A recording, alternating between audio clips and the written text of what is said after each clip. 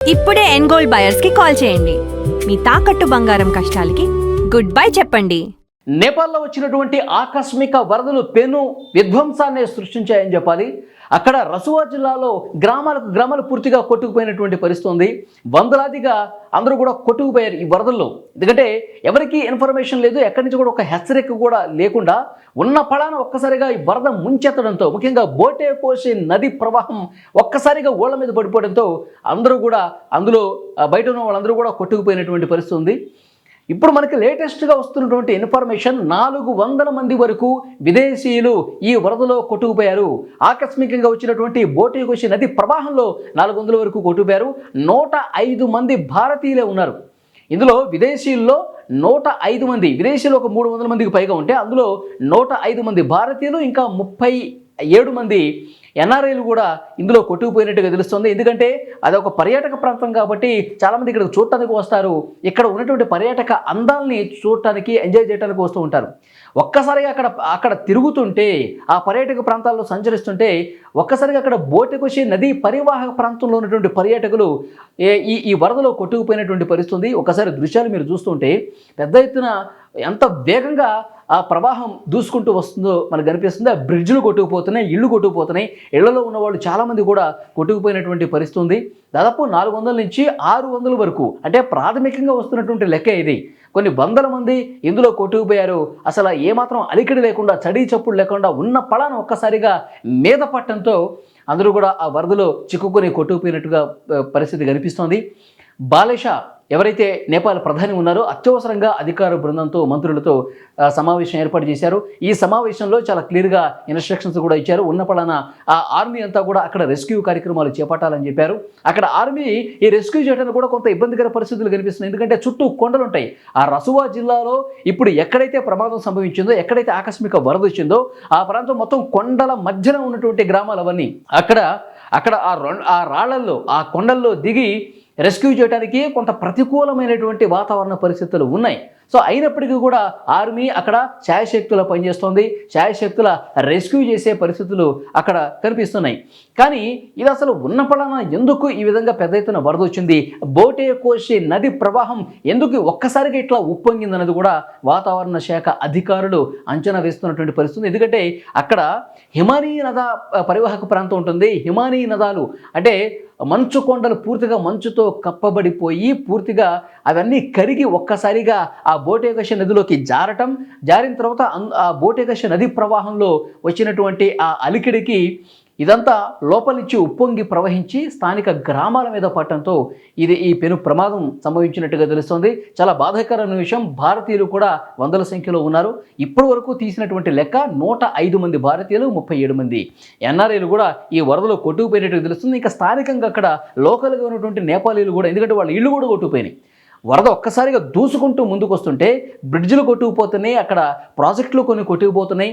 అక్కడ ఉన్నటువంటి సామాగ్రి మొత్తం కార్లు, గీర్లు అన్నీ కూడా కొన్ని కిలోమీటర్ల వరకు కొట్టుకుపోతున్నటువంటి పరిస్థితి ఉంది. అక్కడ అపార్ట్మెంట్లు కావచ్చు, అక్కడ ఆ నది పరివాహక ప్రాంతం మొత్తం కోసుకుపోయి ఆ ఇళ్ళన్నీ కూడా, ఇంట్లో ఉన్న వాళ్ళందరూ కూడా కొట్టుకుపోయినటువంటి సిచ్యువేషన్ కనిపిస్తుంది. అక్కడ నిశ్చితంగా పరిస్థితిని పరిశీలిస్తూ ఉన్నారు. ఎప్పటికప్పుడు అధికారులు ఆ వరద ప్రవాహం ఉధృతి ఇంకా ఎంతసేపు ఉంటుంది, ఎటువైపు ప్రవహించే అవకాశం ఉంది, ఏ ప్రాంతాలకు ఇబ్బందికర పరిస్థితులు ఉన్నాయనేది కూడా అంచనా వేస్తున్నారు. ఒక్కసారిగా షాక్కి గురి చేసినటువంటి ఈ వరదతో భారతదేశం కూడా అప్రమత్తమైంది.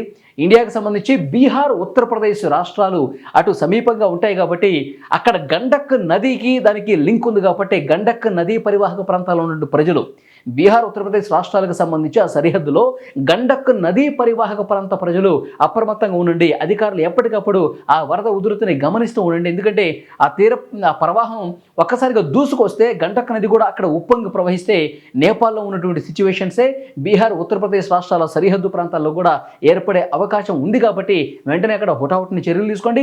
ఏమైనా అక్కడ వచ్చే అవకాశం ఉంది, గండక్ నది కూడా ప్రవాహం పెరిగే అవకాశం ఉందని ఏమాత్రం డౌట్ వచ్చినా అక్కడ స్థానికంగా ఉన్నటువంటి ప్రజానీకాన్ని అక్కడి నుంచి తరలించండి, వేరే ప్రాంతాలకు తరలించండి, సురక్షిత ప్రాంతాలకు తరలించండి అని చెప్పి భారత ప్రభుత్వం కూడా చాలా స్ట్రిక్ట్గా అధికారులకు ఆదేశాలు జారీ చేసినటువంటి పరిస్థితి కనిపిస్తోంది. సో మొత్తంగా చూస్తే నేపాల్లో ఉన్న ఒక భయానకమైనటువంటి దృశ్యం కనిపిస్తోంది. ఎందుకంటే గతంలో కూడా ఒకసారి వచ్చింది.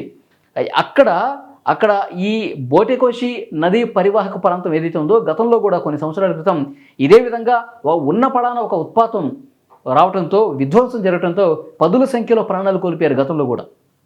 కాబట్టి అలాంటి సిచ్యువేషన్ ఇప్పుడు కూడా వచ్చింది. ఇప్పుడు ఇంకా తీవ్ర స్థాయిలో వచ్చింది.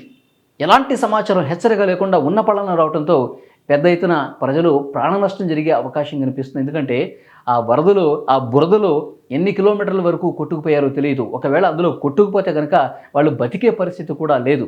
సో అందుకే ఆర్మీ కూడా చాలా బాధాతప్త హృదయంతో అక్కడ రెస్క్యూ చేస్తూ ఉన్నారు.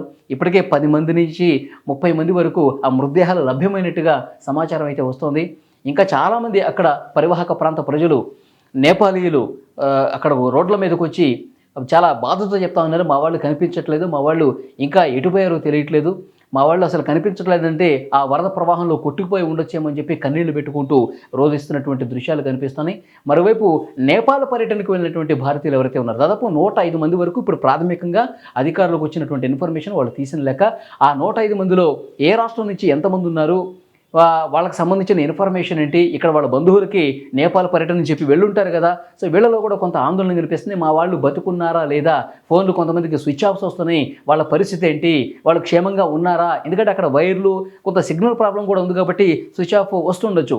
లేదంటే కనుక వరదలో కొట్టుకుపోతే ఇక ఫోన్లు పనిచేయవు, స్విచ్ ఆఫ్లు అయిపోతాయి. కాబట్టి స్విచ్ ఆఫ్ వచ్చినటువంటి ప్రతి కుటుంబం నుంచి కూడా కొంత ఆందోళన కనిపిస్తోంది. దాదాపు 100 నుంచి 150 వరకు భారతీయులు ఆ వరద ప్రవాహంలో కొట్టుకుపోయారన్న సమాచారం బయటకు వస్తేనే కొంత భయానకమైనటువంటి సిచ్యువేషన్ కనిపిస్తుంది.